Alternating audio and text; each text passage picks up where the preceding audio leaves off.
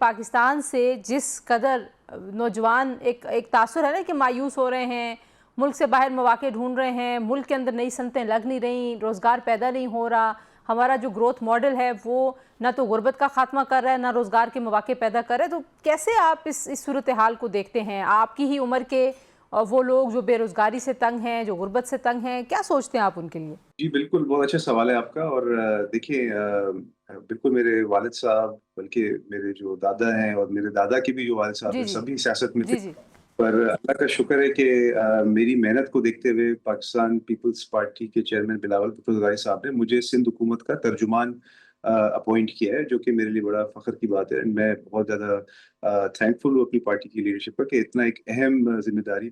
ترجمان کیا ہوتا ہے؟ جیسے ہی is the face and the voice of the government. تو یہ ایک بہت پریسٹیجیس اور بہت امپورٹنٹ رول ہوتا ہے. تو اس میں پہلی بات تو یہ کہ بلاول صاحب خود ایک نوجوان ہے. از 37 ایئرز اولڈ، بلکہ ابھی ریسنٹلی 37 کے ہوئے ہیں وہ.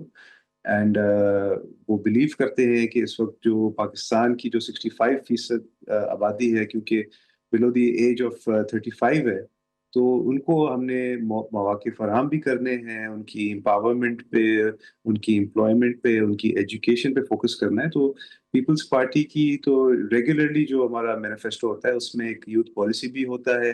اور پھر جو گورنمنٹ سائڈ ہے، جب ہم گورنمنٹ بنا لیتے ہیں تو پھر گورنمنٹ کے اندر بھی پھر ہم ایسی اسکیمز لاتے ہیں جو کہ یوتھ کی ایجوکیشن، امپاورمنٹ اور امپلائمنٹ پہ فوکسڈ ہوتی ہے. ابھی ریسنٹلی جو بے نظیر انکم سپورٹ پروگرام ہے، لوگوں کو نہیں پتا مگر پریزیڈنٹ ہاؤس میں پیپلز پارٹی نے اس کو ایکسپینڈ کیا اور اس میں بے نظیر ہنرمند پروگرام کو انکلوڈ کیا بسپ کے امبریلا کے انڈر، جی جس کے تحت ہم پھر پورے ٹھیک. پاکستان میں جو یوتھ صرف خواتین نہیں بلکہ بچوں کو بھی ہم ووکیشنل ٹریننگ دیں گے اور سکلز بیسڈ ٹریننگ دیں گے.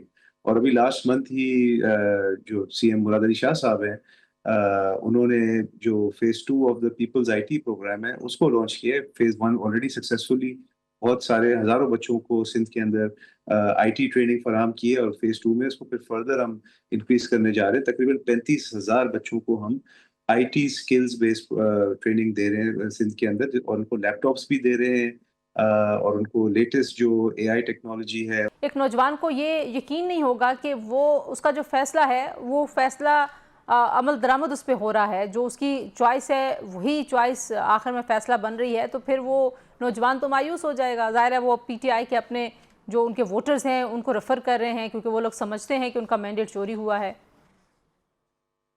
دیکھیں جی، بالکل یہ بات درست ہے کہ یوتھ کو جب تک آپ یہ احساس نہیں دلائیں کہ ان کی جو رائے ہے اس کا احترام کیا جا رہا ہے، تو مایوسی تو بالکل ہوگی. مگر اس سے زیادہ ایک بہت خطرناک چیز ہے جو کہ بانی چیئرمین پی ٹی آئی نے یوتھ کے اندر کی ہے. وہ یہ ہے کہ یوتھ کو اپنے ملک کے اہم ترین اداروں کے ساتھ جو لڑوایا ہے، شہداء کی جو تذلیل کرنے کی کوشش کی ہے، یہ چیز نا یوتھ کو ڈسٹروائے کر دیتی ہے. کہ آپ اپنے قومی ہیروز کے کو ڈسرسپیکٹ کر رہے ہیں، کوشچن کر رہے ہیں. آپ اپنی جو افواج ہے جو کہ آپ کی دن رات آپ کی حفاظت کر رہی ہے، جو ایسٹرن بارڈر پہ میلی نگاہوں سے دیکھ رہے ہیں، اور دیگر جو ممالک ہو گئے جو ہمیں میلی نگاہوں سے دیکھ رہے ہیں، مطلب جو ملک کی سالمیت کے لیے سب سے امپورٹنٹ ادارہ ہے، اس کو یوتھ سے آپ نے لڑوایا. تو یہ سب سے بڑا جو گناہ ہے وہ بانی چیئرمین پی ٹی آئی نے کیا ہے. اور انہوں نے یہ بے شک دودھ کی نہریں بھی بہا دیتے ہیں، مگر یہ جو کام انہوں نے کیا نا وہ سب چیز کو ٹرمپ کر دیتی ہے. اور اس چیز سے ریکور کرنے میں بہت زیادہ کوشش ابھی جاری ہے.